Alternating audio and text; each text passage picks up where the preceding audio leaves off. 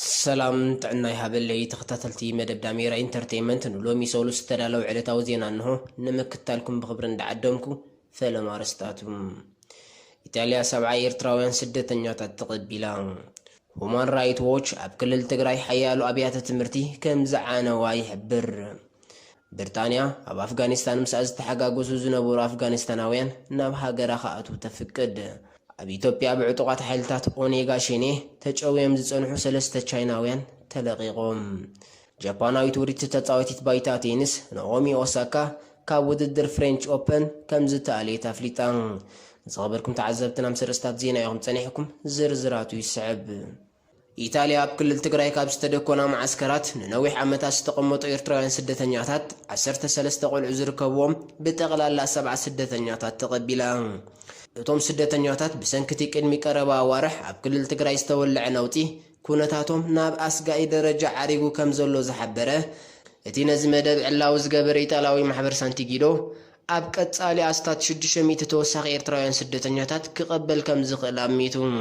ዝበዝሑ ካብቶም ናብ ኢጣልያ ዝኣተዉ ስደተኛታት መንእሰያት ምዃኖም ዝሓበረት ጸብጻብ ናብ ከተማታት ሮማ፣ ፓርማ፣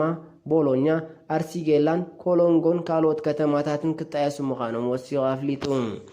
እዚ ከምዚ ኢሉ እንከሎ ትካል ስደተኛታት ውድብ ሕብራት ሃገራት ኣብ ዝዘርግሖ ጸብጻብ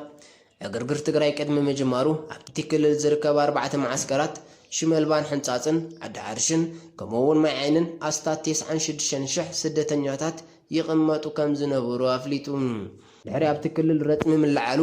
ማዓስከራት ሽመልባን ሕንጻጽን ሙሉእ ብሙሉእ ክዓንዋን ከለዋ ኣብአን ዝቕመጡ ዝነበሩ ኣስታት 21,000 ስደተኛታት እግሮም ናብ ዝመርሖም ኣንፈት ፋሕ ከም ዝበሉ ይፍለጥ በዚ መሰረት ትካል ስደተኛታት ውድብ ሕቡራት ሃገራት ንተግባራት መንግስቲ ሮማ ብምሙጋስ ሃገራት ኤውሮጳ ኣብ መፍታሕ ሽግራት ዞም ኣብ ከቢድ ቅልውላው ዝርከቡ ስደተኛታት ኣሰር ኢጣልያ ክስዕባ ጸዊዑ ብሰንክቲ ኣብ ክልል ትግራይ ዝካየድ ዘሎ ግጭት 15 ኣብያተ ትምህርቲ ከቢድ ጉድኣት ክወርደን እንከሎ ካልኦት 53 ኣብያተ ቤት ትምህርቲ ድማ ብመጠኑ ፈኪስ ዕንወት በፂሕወን እዚ ድማ ጠንቂ ድሕረትን ሽቕለት ኣልቦነትን ይኸውን ከም ዘሎ ተዓላቂ ሰብኣዊ መሰላት ትካል ሁማን ራይት ዎች ብቐዳም 29 ግንቦት 2021 ኣብ ዘውፅኦ መግለፂ ኣፍሊጡ እቲ ትካል ብምውሳኽ ኣብ ዝሓለፈ ወርሓት ታሕሳስን መጋቢትን ወታደራውያን ፌደራል መንግስቲ ኣብ መቐለ ቤት ትምህርቲ ሃፀይ ዮሃንስ ኮምፒተራትን ትምህርታዊ መሳርሒታትን ከም ዝዘረፉ ጠቂሱ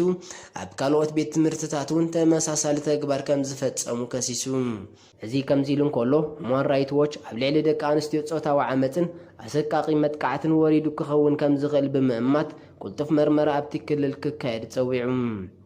ኣብ መወዳእታት ተሓላቂ ሰብኣዊ መሰላት ትካል ሁማን ራይት ዎች ኣብቲ ክልል ዝዓነዉ ኣብያተ ትምህርትታት ዳግማይ ተሓዲሰን ንኽኽፈታ ይጽውዕ ከም ዘሎ ድሕሪ ምሕባር ኣብ ስታት 48,000 መምሃራን ድማ ናይ ስነ ልቦናን ጥዕናን ሓገዛት ከም ዘድልዮም ብምሕባር ማሕበረሰብ ዓለም ንኹነታት ትግራይ ህፁፅ ኣቓልቦ ክገብራሉ ተማዕፂኑ ብሪጣንያ ኣብ ኣፍጋኒስታን ምስኣና ዓመታት ተርጎምቲ ኮይኖም ዝሰርሑ ዝነበሩ ኣስታት 3,000 ኣፍጋኒስታናውያን ንውሕስነቶም ክትብል ናብ ሃገራ ከተጓዕዞም ምዃና ኣፍሊጣ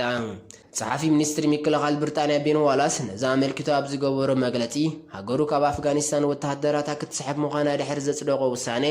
ምስኣታ ሓባቢሮም ዝሰርሑ ዝነበሩ ኣፍጋኒስታናውያን ሰራሕተኛታት ብዕጡቃት ሓይልታት ጣሊባን ከዳዓት ከም ዝቝጸሩ ብምሕባር ኣብ ዝሓፀረ ግዜ መስርሖም ተጻፊፉ ናብ ሃገሩ ከግዕዞም ውጥን ሓንፂፃ ከም ዘላ ኣስሚሩ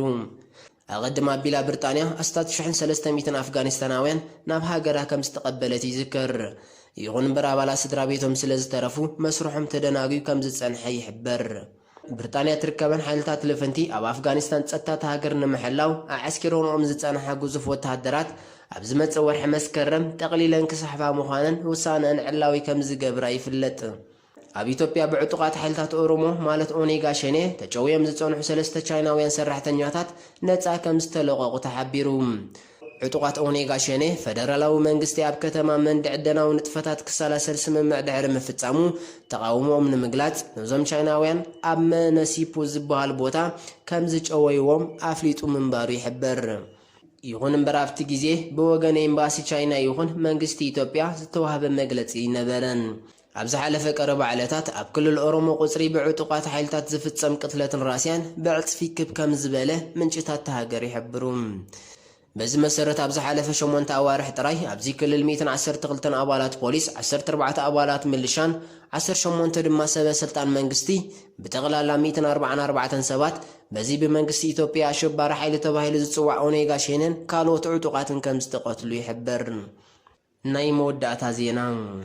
ጃፓናዊት ውሪት ተጻዋቲት ባይታ ቴኒስ ናኦሚ ኦሳካ ካብ ውድድር ፍሬንች ኦፐን ከም ዝተኣለየት ኣፍሊጣ። እዛ ጃፓናዊት ነዚ ዝሓበረት ድሕርቲ ኣብ ቅድሚ ማዕከናት ዜና ቀሪበ መግለጻ ይህብኒ ክትብል ምስ ኣካየድቲ ዝውድድር ኣብ ረፅሚ ዘእተዋ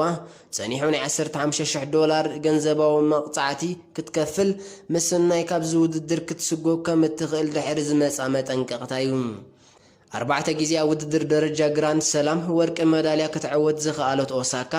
ኣብቲ ብሰንበት 31 ግንቦት 2021 ዝሃበቶ መግለጺ ካብ ዓመተ 2018 ጀሚራ ሕቶታት ማዕከናት ዜና ናይ ኣእምሮ ጭንቀትን ውጥረትን ከም ዝፈጥረላ ብምሕባር ንውሕስነት ጥዕና ክትብል ካብዚ ውድድር ጠቕሊላ ክትእለ ከም ዝወሰነት ኣፍሊጣ። ከም ዝፍለጥ ብመሰረት ደረጃ ግራንድ ሰላም ቱር ኣብ ዝግበር ውድድራት ባይታ ቴኒስ ዝኾነ ተጻዋታይ መግለጺ ክህብ ዘገድድ ሕጊ ከም ዘሎ ይሕበር።